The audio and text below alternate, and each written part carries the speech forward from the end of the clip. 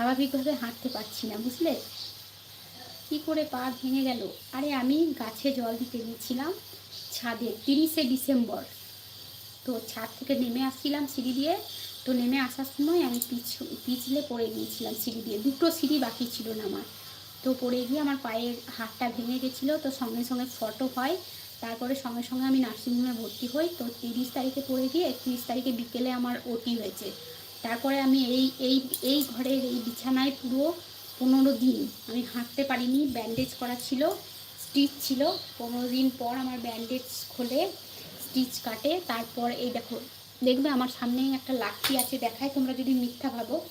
এই দেখো লাঠি, এই দেখো লাঠি। এই লাঠি ধরে ধরে আমি আস্তে আস্তে হাঁটা শিখলাম। মানে একজন যদি 15 দিন যদি না হাঁটে তাহলে কি হয় বলো তো? আর হাঁটতে পারে না। ডাক্তার আমাকে হাঁটতে বলছে, হাঁটুন হাঁটুন, আমি কিছুতেই পা ফেলতে পারছি না, হাঁটতে পারছি না। তারপর বাড়ি এলাম। বাড়ি আসার 2 দিন পরে এই লাঠিটা ধরে হালকা হালকা করে পা ফেলার চেষ্টা করলাম। তো আস্তে আস্তে আস্তে আস্তে এখন হাঁটতে পারছি, আর লাঠি লাগে না।